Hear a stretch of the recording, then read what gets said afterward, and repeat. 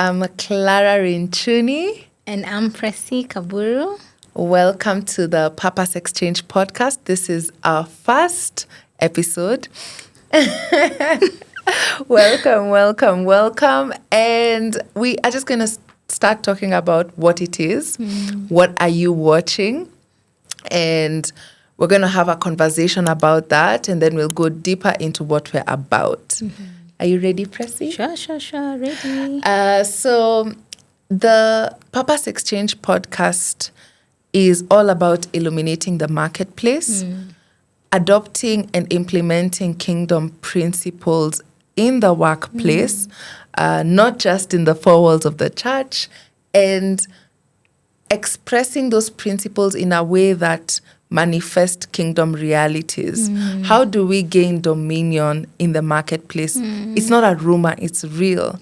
So as an intro, Pressy, what does Purpose Exchange mean for you?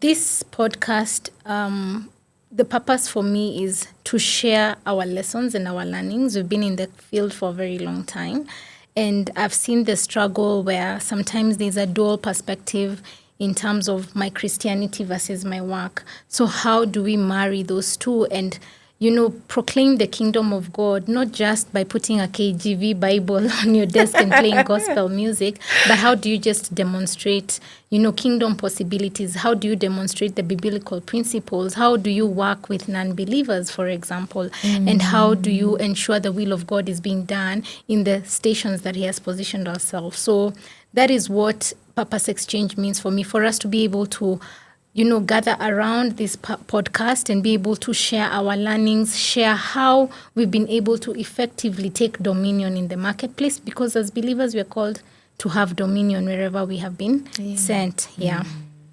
That's true. Because when you've said KJV Bible and a bit of Rose Muhando there. I know. I mean, that's what we used to think is being a believer in the marketplace, blasting some gospel music. It's true. And then starting your meetings with Bwana Asifiwe. I know, and a prayer. And you're like, let's kumbaya, let's hold hands. That time people are crying in the toilet. And you're stressed, and you're the reason for their stress.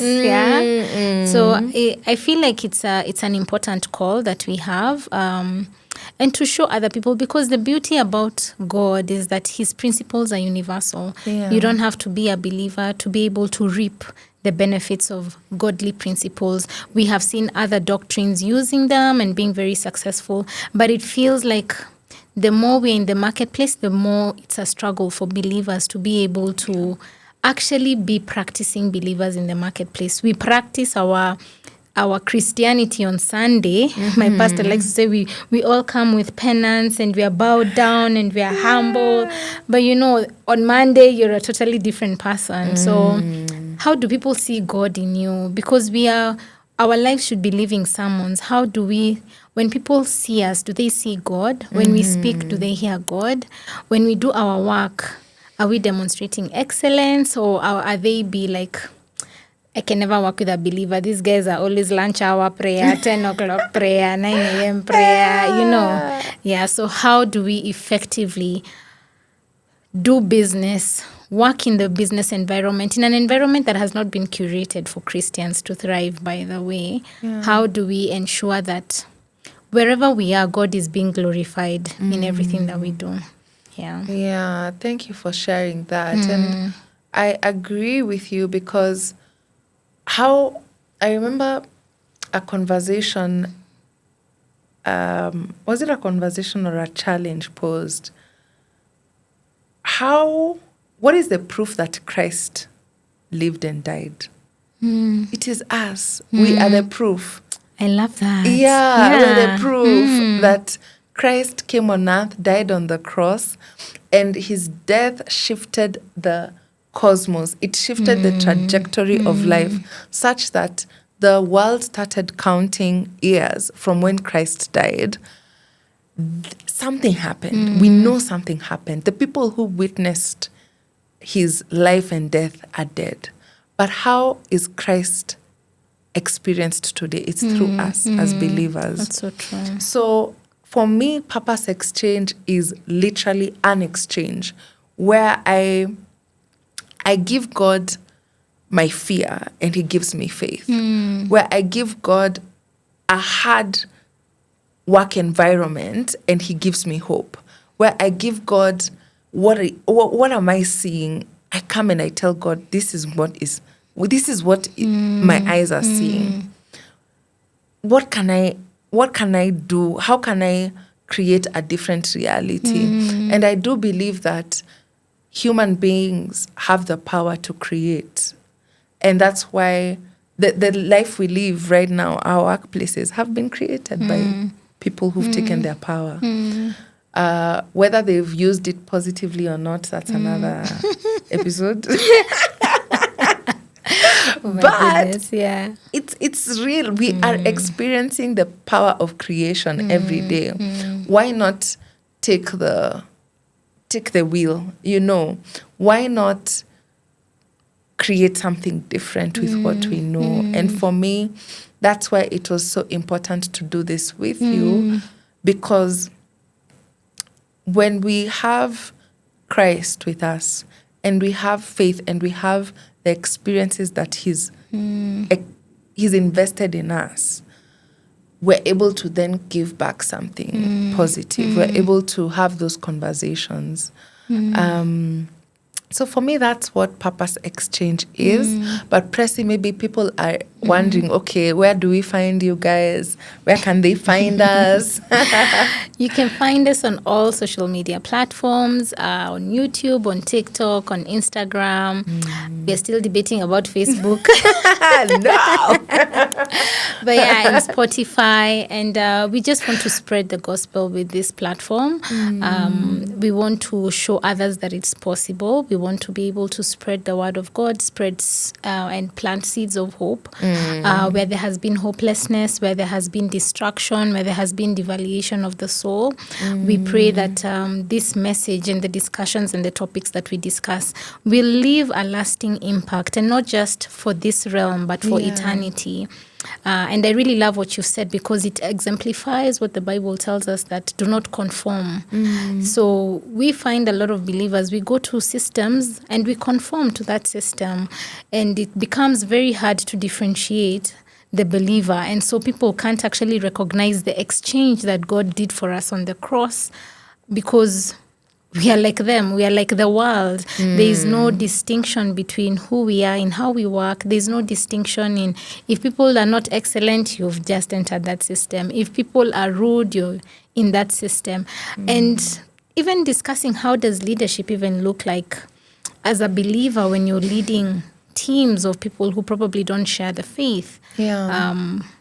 How does that pan out in the grand scheme of things? So I really love your perception about the exchange, because it's truly an exchange where we're exchanging dialogue, we're exchanging ideas, we're exchanging experiences, things that God has allowed us to go through. And I believe if he had not allowed those things for us to go through them, we wouldn't be here. We wouldn't have this platform where I would be able to say, I went through this, or this is what I saw, this is how I was able to turn it around, or this is how I'm actually trying to turn it around. Because like you said, we are creators. We are co-creators with Christ. We are co-creators with our Father in heaven. And he's given us this mandate to create a kingdom that represents his kingdom. Yeah. I think it's just come up in my mind that as we talk about what the platform is, maybe we can talk about how we met. Yeah. Because it feeds. I've just remembered that the first ever phone call we had was so poetic if we look at it in the background, because both of us had been through it. Character development. How did you get development. Hey, character development. It was rough. It was rough. Yeah. How do you recall it? We both are in a platform for women in digital in Kenya, and I think someone had posted something about salary ranges in the NGO world. And for me, I've been in the marketing and we're both in the marketing communication space, and I was feeling a yearning towards changing the trajectory of my career. I wanted to do some more fulfilling work. Not that what I was doing was not fulfilling, but I wanted to move towards the NGO space. And Clara here responded to that person to tell them, like, yeah, this is what happens, because she was already currently in the NGO space. And then, I was like, God, I'm going to shoot my shot at this lady. I'm shooting my shot because I don't even know where I would start getting this information. So I just DM'd her and I'm like, hi, I'm so-and-so. We're on this platform and I've seen your text. Actually replied to that message. Yeah. And she responded immediately and she's like, let's have a call. And I'm like, hey.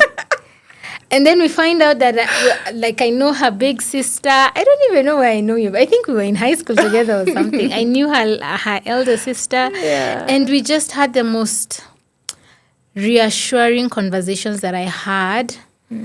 It was so divinely orchestrated. Guys, I can't even explain to you how divine it was, because she had moved from the background that I was in currently. She had just moved from agency. I was still in agency. I'm still in agency. And she was explaining the transition of how she was able to move and the challenges and everything. And I remember you really spoke life to me that day, because I was like, how do people start doing this? I don't have NGO expertise. I don't have this. I don't have, you start knocking yourself out. Down, yeah. And she was like, girl, let's have tea. I'm like, hey, this lady, she wants us to have tea, because you're like, who is that willing to provide such crucial information?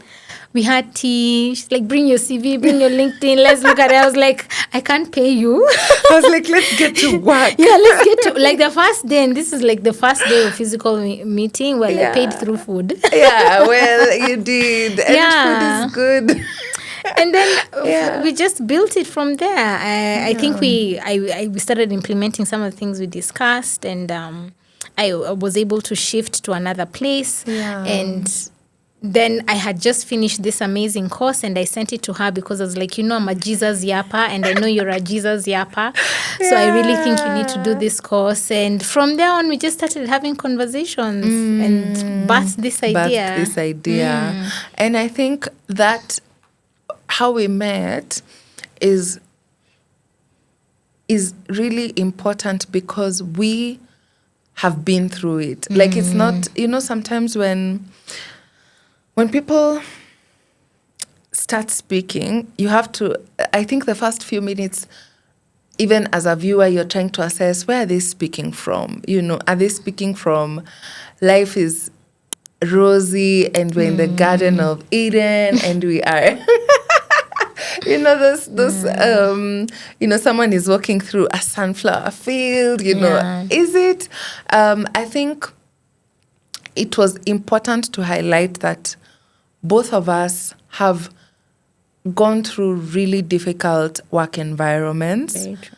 And at some point, we paid for that experience with our own lives. Like, not, of course, death, but some sort of spiritual death. You get, I remember when I was working in agency, the culture was so difficult. It was difficult to become. It was difficult to bloom, because at what time are you blooming and the peach is due? You get. Very true. And it's like brainstorms were happening at the bar. We had an office bar. The culture that was encouraged there was really not a culture of light. What was purported as light was striving. New cars, new bikes, new clothes, new events, you're always buying. And at some point, not only does your money run out, you run out, because now you are in a competition of latest, who's trending, trendsetters, trend followers, trend whatever. You're going through to meetings and people are asking, are we trend setting, shifting the culture? Are we viral? Oh gosh. Everything is a moment. Everything is. And for me, I was working my work was content. I was in content. So we would travel a lot. And then I thought, maybe it's not the place. Maybe if I move to another company. I went to a media company. It was worse. I remember New Year's Eve of 2021. There was an event. And it's not that I was not doing well at work, Pressy. But I remember when people were saying 10, 9, 8, I was crying. I was crying. I had just gotten COVID like the 4th time. It was COVID season. You can't rest because we're having events through and through. During the week, it's CG, what beer brand activation. Then during the weekend, it's a concert. During the day, there are shows on the media.